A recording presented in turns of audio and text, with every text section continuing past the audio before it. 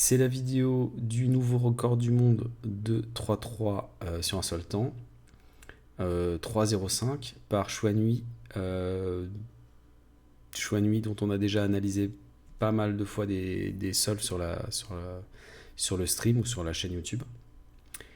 Et donc qui est connu pour deux choses, qui est connu pour connaître full ZBLL et qui est connu pour voir énormément de pièces à l'inspection. Donc pendant les 15 secondes d'inspection, il est capable de voir 3 paires de F2L, voire les F2L en entier.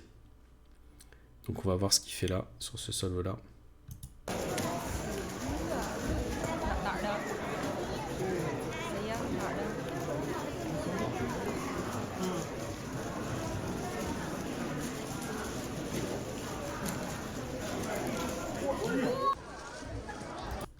Donc là, je vais revenir. Alors déjà, on note que il fait un LL qui est très court, qui n'a pas l'air d'être une ZB compliquée, mais qui a l'air d'être une OLL classique.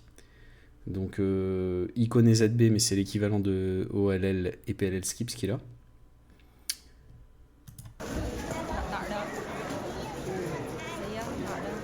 Et au niveau de l'inspection, on voit qu'après avoir trouvé la couleur par laquelle il démarre, donc il hésite entre blanc et jaune.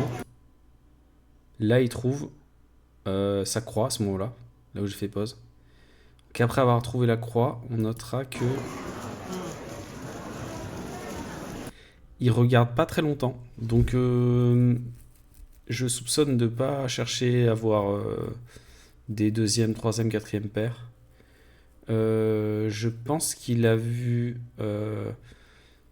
probablement la croix plus sa première paire, plus les positions des pièces de la deuxième paire. Où elles seront quand il aura fini sa première paire. On va re-regarder la fin du solve et je vais vous montrer après sur le cube.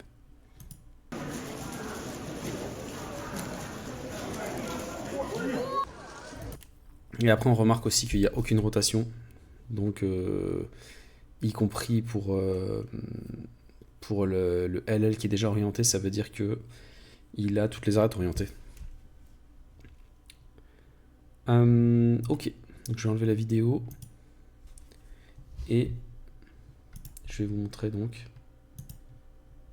cette reconstruction.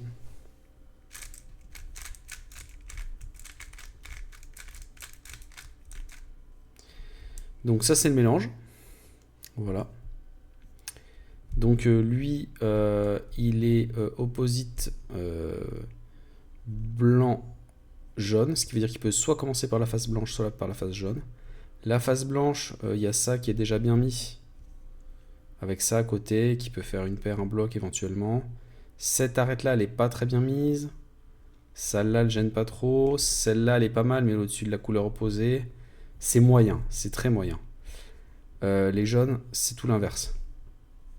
Les jaunes, on a une arête déjà placée, deux qui sont mettables en un mouvement, et une quatrième qui qu'on peut mettre avec l'arête. Quand on va mettre l'arête rouge comme ça, on peut venir mettre la verte. C'est très facile et on a un mouvement de L à faire avant ou après. Ensuite, il a vu deux choses, c'est sûr. La première chose qu'il a vue, c'est qu'il a vu que toutes les arêtes sont orientées sauf celle-là et ces trois-là. Ce qui veut dire qu'en faisant R2'F au départ, il se retrouve avec tout le cube orienté pour faire un solve en ZZ. Donc il a dû en tenir compte parce que ce qui pourrait être très facile, c'est de choisir cette paire-là comme première paire. Vous voyez, cette paire-là, si je fais L' au début, et qu'ensuite je fais la croix, elle ne va pas bouger, et je peux enchaîner très vite en LU, puis j'aurai celle-là qui va être très facile à faire aussi en RU, forcément derrière.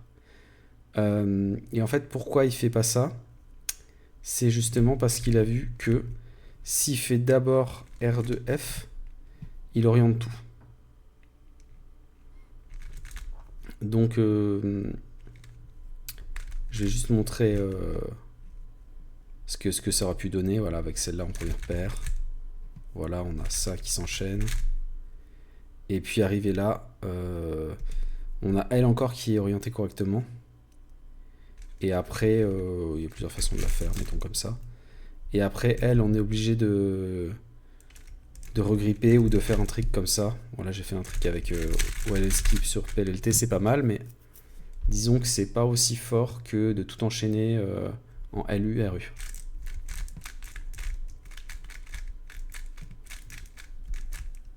Donc là, on va voir vraiment ce qu'il a fait. Donc il fait R2F pour tout orienter. Et donc là, il sait qu'il sera dans cette position. Et donc ce qui se dit, c'est que les deux paires qui sont bien, c'est celle-là et celle-là.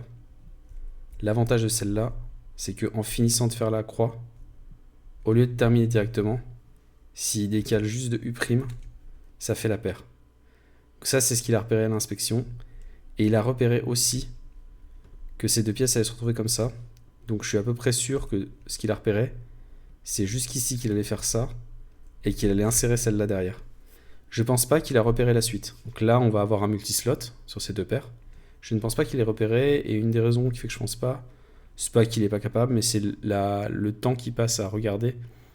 Il cherche d'abord sa croix en blanc, après il cherche en jaune, et une fois qu'il a trouvé en jaune, il regarde très peu de temps, il regarde 1 seconde, et il place son cube en plus avec le jaune devant, pour avoir les finger tricks qui vont bien pour la croix et la première paire. Donc j'ai pas l'impression qu'il voit la suite. Donc la suite, très simple.